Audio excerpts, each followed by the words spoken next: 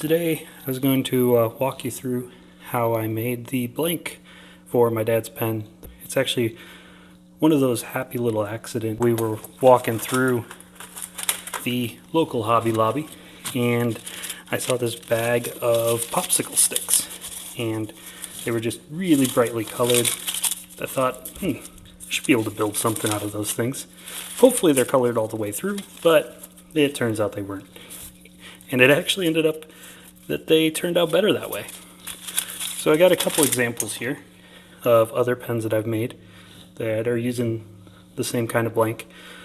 The one over here is all popsicle sticks, and it leaves a really cool mottled pattern. And then over here is one similar to my dad's that I made out of cocobolo and tried to do a little bit of a rainbow pattern in the middle. Recently found some Purple Heart at our local woodcraft for dirt cheap. Thought I'd make a really pretty pen blank to do one of these on either side, do a little bit of an inlay with the popsicle sticks. So one of the things I found out making these blanks, as you can see on this one here, it works really well if you have 5 layers. You get a really nice piece of wood on either side. When I did the 6, and granted this is a slim line, so it's a little bit thinner, but you don't get nearly as much wood on either side. So depending on which style you want to go with, that kind of determines how many layers you want to put. But their main thing here is that we want to end up with a square blank. So I've gone and chosen a few different colors, and I'm just making a nice little sandwiched design. It should be enough to stand out and still accent the wood a little bit. So we're going to get started by splitting this guy in the bandsaw. Then we'll go ahead and layer these up, glue it all together, and clamp it all up. So enjoy. So I've actually been looking at this nice piece here, and I think I want to keep it off to the side as a pen all on its own because it's got some really pretty grain in it.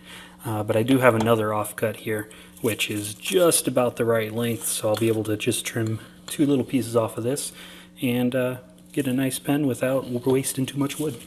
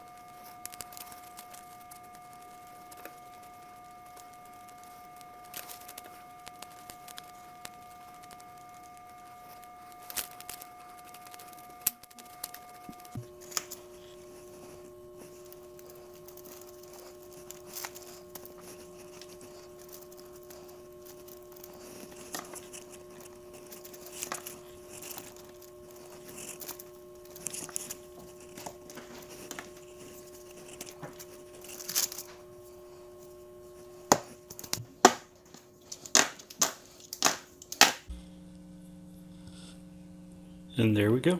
That's all there is to it. So many different combinations that you can do. All we'll need to do is trim off the ends, cut it for a blank like normal, drill it out, and we'll have a really pretty pen.